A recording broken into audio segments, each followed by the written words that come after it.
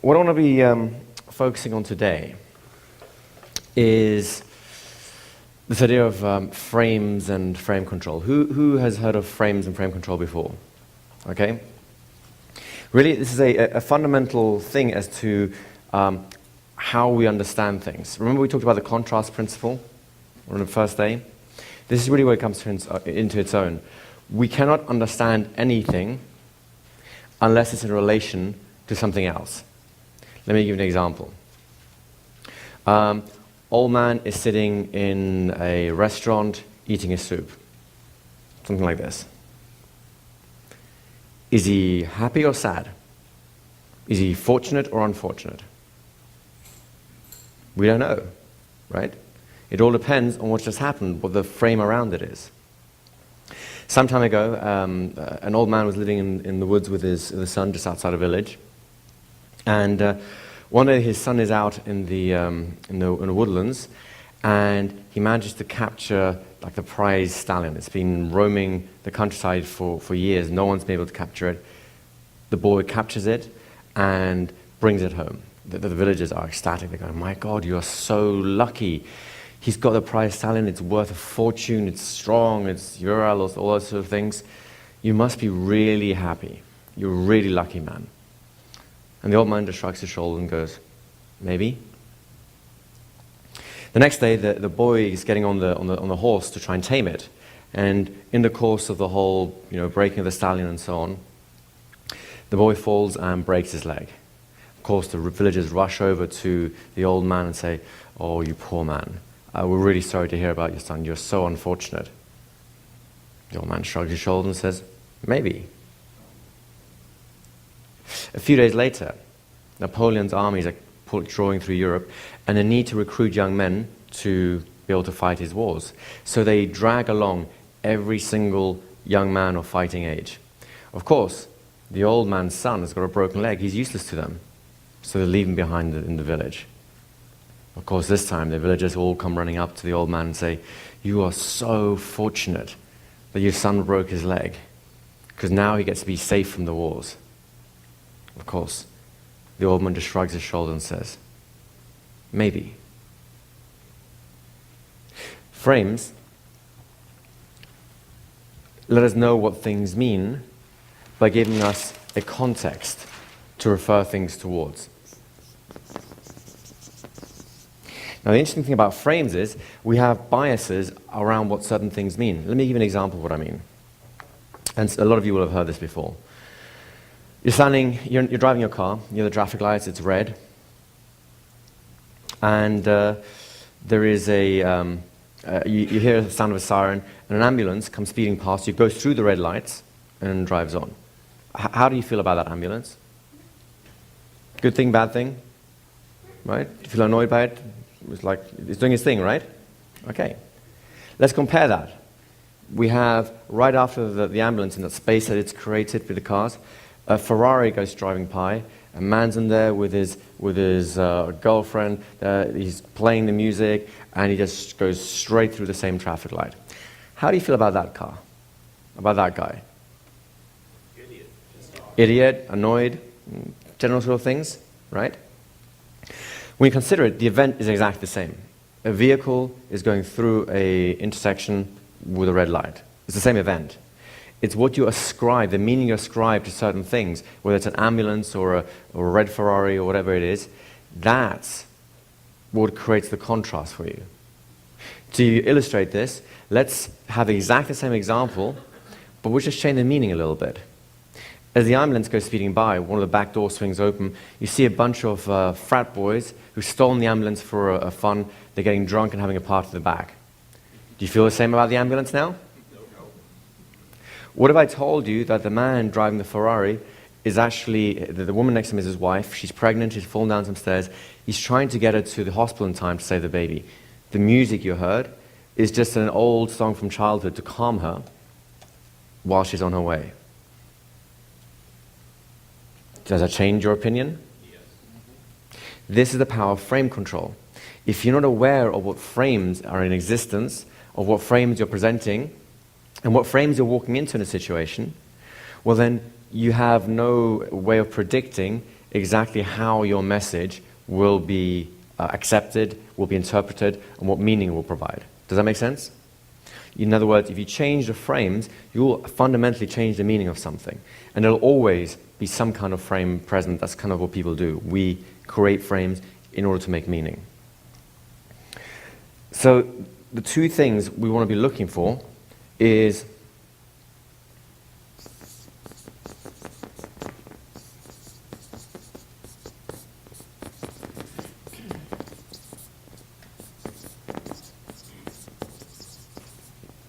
there are overt frames. People do this all the time. They say, this is not a, this is not a shop. This is a full-service establishment, right? You know that kind of stuff, right?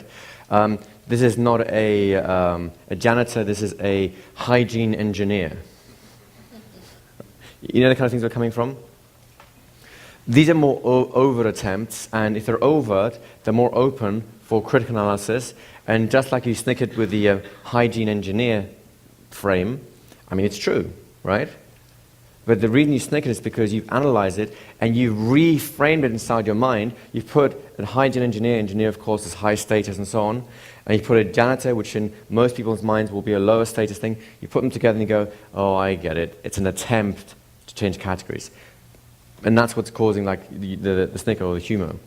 The actual relative value of the individual is irrelevant, that the person is still worthwhile whether or not they're a janitor, an engineer, or the Pope, I guess. The point is, yes, I'm sorry about the Pope comment. He likes the janitor better. Yeah. Frame control, we're near the airport. Exactly. So the point is, overt frames can work, and they have their place, and this is where most people try and create the meaning out of something. But really these ones, the covert, implied, the assumed frames, those are the ones which have real power. They have real power over us because we're not even aware that they're occurring. We just assume them. And they have real power in terms of any interaction because, again, by presenting something in a certain way, so that the critical factor, again, the analysis, doesn't focus in on it, it just is assumed, it creates that environment. There's a variation of this where you get people to choose one of the three, circle, square, and so on. And the frame you said is something like, think of a simple shape, like a circle or a square, but not those two. Well, what's left? Right? A simple shape really is, in most people's minds, will be circle, square, and triangle. Those are the fundamental shapes that we have. So you've already negated two of them, so by implication, there's only one left. Do you see how that works? But again, it's an implication. I'm not saying, think of a simple shape, triangle, triangle, triangle. Think of a triangle now. Do you see how that is more overt frame and wouldn't even be vaguely exciting because you can see right through what's going on there. So what I'd like you guys to do now is, just as a kind of a warm-up, is get into groups of maybe, say, 5 or so and have a little discussion about different contexts that you might find yourself in as a hypnotist, and just choose or decide what kind of hidden frames, what assumed frames are there. Let me give you an example. If you were to enter a hospital in a white lab coat, what kind of assumptions would people make? What kind of frames is that projecting? Anyone? A doctor. So what does a doctor mean? So you better kick him out, he's going to ask you money? He's got authority. So there's a sense of authority, right? What else is there? A sense of belongs, hospital, doctor, they fit, right? He's not going to be challenged for why he's there, right? What else? Capability. Education or knowledge. Knowledge and education. So we ascribe shall we say, relatively high level of understanding, knowledge, wisdom, if you like, to that person. What else was there? Healer. Go ahead. What kind of white coat is it? Just like a lab coat or a doctor's coat, something like that, right? It might be an orderly, right? Well, that's the whole point. The assumptions that come through. I mean, let's put it this way. If you're a hypnotist and you go into a hospital and you say, okay, we're going to prepare you for surgery so that you can do it pain-free with less anesthetic or no anesthetic. What is the likelihood that the patient is going to assume you're a doctor. Versus, if you go into a bar and say, I'm going to make your arm so numb, don't do this, by the way, partly for legal and health reasons, that I could stick this pin through your arm, right? It can be done, but you see, you're offering the same thing. You're offering pain control, anesthesia. But because you're in different environments, people will see you as a different one. One, you're a performer, you're an entertainer perhaps, or just a weird, strange person that comes in to offer to do strange things. In the other one, you're a professional. You're equated with a doctor. When I used to run my clinic in London, because the officers were very smart, people assumed I was a doctor all the time. So I said, doctor, no, I'm not a doctor.